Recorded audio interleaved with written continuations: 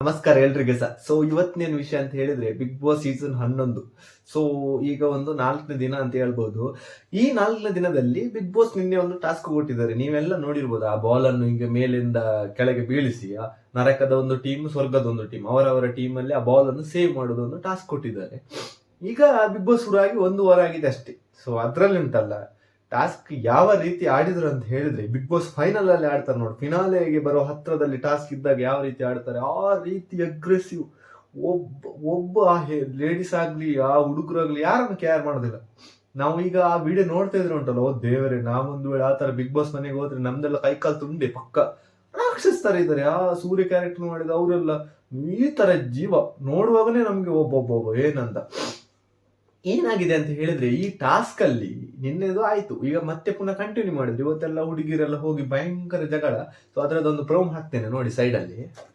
ಆಟದ ಉದ್ದೇಶ ಇರುವುದು ಬಿಗ್ ಬಾಸ್ ಹೇಳ್ತಾ ಇದ್ದಾರೆ ಸೀರಿಯಸ್ ಆಗಿ ತಗೋಬೇಡಿ ಅಂತ ಹೇಳಿ ಇಂಡೈರೆಕ್ಟ್ ಆಗಿ ಹೇಳ್ತಿದ್ರು. ಪ್ರವೃತ್ತಿ ಎಂದು ಹೇಳಬಹುದು. ಈ ಪ್ರವೃತ್ತಿಯನ್ನು ಆಡಿ ಗೆದ್ದಾಗಲೇ ಮನುಷ್ಯರು ಎಂದನಿಸಿಕೊಳ್ಳೋದು.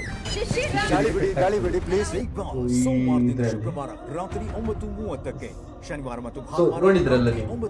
ಸೊ ಇದರಲ್ಲಿ ಶಿಶಿರ್ ಅವರಿಗೆ ಪೆಟ್ಟಾಗ್ತದೆ ಇವತ್ತು. ಸೊ ಈ ಟಾಸ್ಕ್, ಬಿಗ್ ಬಾಸ್ ಟಾಸ್ಕ್, ಈ ಒಂದು ಟಾಸ್ಕ್ ಅಲ್ಲಿ ಉಂಟಲ್ಲ 3 ಜನ ಆಸ್ಪತ್ರೆಗೆ ದಾಖಲಾಗ್ತಾರೆ. ಒಂದು ತ್ರಿವಿಕ್ರಮ್ ನಿನ್ನೆ ಹೋಗಿದ್ದಾರೆ, ಮತ್ತು ಗೋಲ್ಡ್ ಸುರೇಶ್ ಅವರಿಗೆ ಪೆಟ್ಟಾಗ್ತದೆ, ಇವತ್ತು ಶಿಶಿರ್ ಅವರಿಗೆ. ಸೊ ಅಂತ ಹೇಳಿದ್ರೆ ಅಲ್ಲೇ ಒಳ್ಳೆ ಚೆಕಪ್ ಎಲ್ಲ ಮಾಡ್ತಾರೆ. ಬಟ್ ತ್ರಿವಿಕ್ರಮ್ ಅವರಿಗೆ ಸ್ವಲ್ಪ ಜಾಸ್ತಿನೇ ಪೆಟ್ಟಾಗಿದೆ, ಹಾಗಾಗಿ ಅವರು ಆಸ್ಪತ್ರೆಗೆ ಹೋಗಿದ್ದಾರೆ. ಒಂದೇ ಒಂದು ಟಾಸ್ಕ್, ಬಿಗ್ ಬಾಸ್ ಅವರಿಗೆ ಈ ರೀತಿ ಟಫ್ ಟಾಸ್ಕ್ ಕೊಡ್ಲಿಕ್ಕೆ ಸಹ ಭಯ. ಯಾಕಂತ ಹೇಳಿದ್ರೆ ಎಲ್ಲ ಇರೋದು ರಾಕ್ಷಸರೇ. ಇವರಿಗೆ ಒಂದು ನಾರ್ಮಲ್ ಉಂಟಲ್ಲ, ನೀವು ಅಲ್ಲಿಂದ ಹೋಗಿ ಒಂದು ಚಾಕ್ಲೇಟ್ ತಗೊಬನ್ನಿ ಅಂತ ಹೇಳಿದ್ರು, ಆ ಚಾಕ್ಲೇಟ್ಗೋಸ್ಕರ ಇವ್ರು ಹೊಡೆದಾಡ್ಕೊಂಡು ಮೂಗೆಲ್ಲ ಉಳಿದು ಆ ತರ ಗಾಯ ಎಲ್ಲ ಮಾಡ್ಕೊಂಡು ತಗೊಳ್ತಾರೆ. ನಾರ್ಮಲ್ ಆಗಿ ಹೋಗುತ್ತಾರ ಎಂತ ಚಾಕ್ಲೇಟ್. ಯಾಕೆ ಅಂತ ಹೇಳಿದ್ರೆ, ಈ ಸಲ ಬಂದ ಬಿಗ್ ಬಾಸ್ಗೆ ಕಂಟೆಸ್ಟೆಂಟ್ಗಳು ಯಾರಂತ ಇದ್ದಾರೆ ನೋಡಿ, ಅವರೆಲ್ಲ ಹಳೆ ಸೀಸನ್ ಎಲ್ಲ ನೋಡ್ಕೊಂಡೇ ಬಂದವರು.